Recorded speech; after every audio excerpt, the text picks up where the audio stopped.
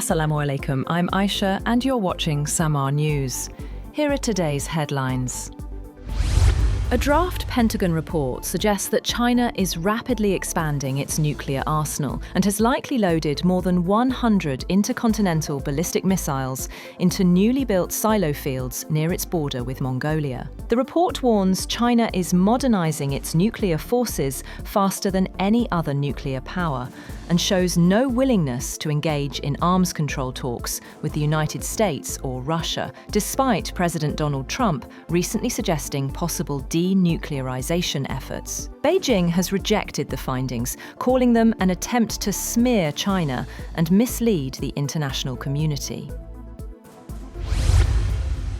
The Trump administration is recalling nearly 30 US ambassadors and senior career diplomats as it moves to align overseas missions with its America First agenda. The State Department says the move is routine, but critics argue it risks weakening US influence abroad by sidelining experienced, non-partisan diplomats. The Trump administration has tripled the cash incentive for migrants who voluntarily leave the United States. The Department of Homeland Security says undocumented migrants who self-deport by year-end will receive $3,000 and a free flight home.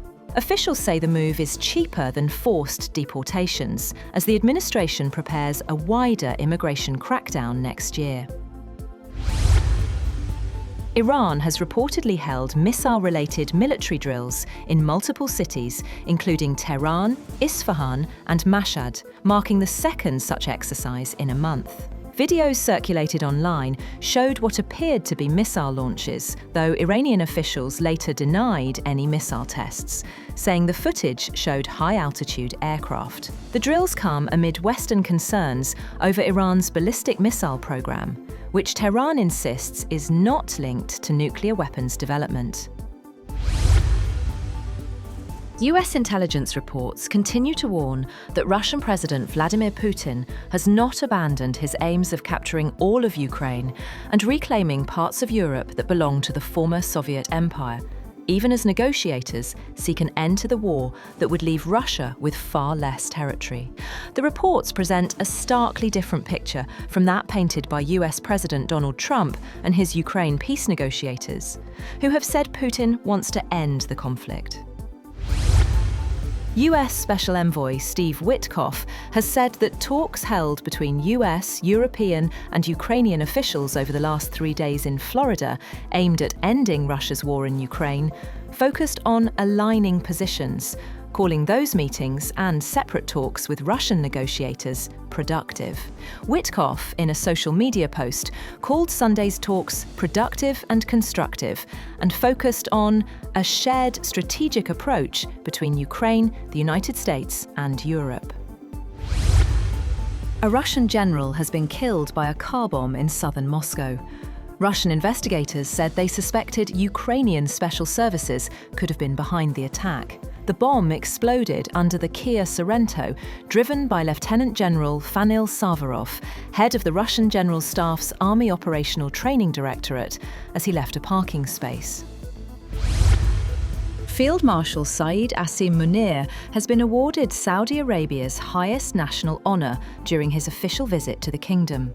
During the visit, the Chief of Defence Forces and Chief of Army Staff called on Saudi Minister of Defence, Prince Khalid bin Salman bin Abdulaziz Al Saud.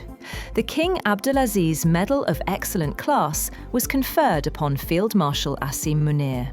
The award is Saudi Arabia's highest national honour and recognises his distinguished military service, leadership and central role in advancing defence cooperation, strategic coordination and institutional linkages between the two countries. Italy's competition authority has said that it has fined US technology giant Apple and two of its divisions €98.6 million over alleged abuse of their dominant position in the mobile app market.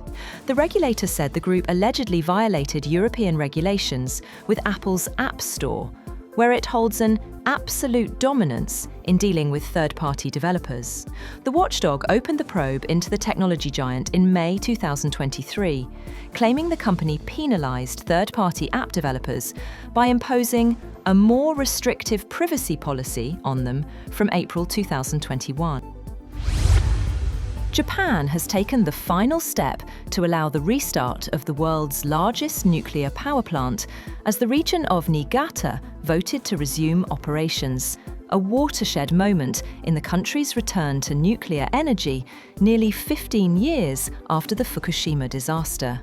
Kashiwazaki Kariwa, located about 220 kilometers northwest of Tokyo, was among 54 reactors shut after the 2011 earthquake and tsunami crippled the Fukushima Daiichi plant in the worst nuclear disaster since Chernobyl.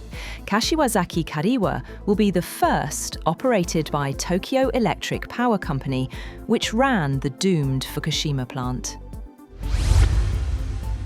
Oil prices have jumped as fears of supply disruption returned to the market. Brent crude futures gained $1.31 to $61.78 a barrel after the United States intercepted an oil tanker near Venezuela, raising concerns over exports under US sanctions. Tensions in the Russia-Ukraine war also stayed high, adding to uncertainty, even as global supply remains ample and markets broadly bearish. Gold has jumped past the $4,400 per ounce dollars level for the first time, riding on growing expectations of further US rate cuts and strong safe haven demand, with silver also joining the rally to hit an all-time high. Spot gold was up 1.4% at $4,397.16 per ounce, after breaking the $4,400 barrier to hit a record high of $4,400.29 earlier in the day. Spot silver climbed 3.3% to hit a historic high of $69.44. And Bulgaria is preparing to adopt the euro as political tensions grow and public opinion remains split. Prices are already being shown in both the lev and the euro, signalling an imminent shift. Supporters see easier trade and travel, while critics fear loss of identity and confusion, especially among the elderly. The move comes as Bulgaria narrowly meets the Eurozone's inflation requirement. That's all for now. For more updates, visit www.samaa.tv. Thank you for watching Samaa News.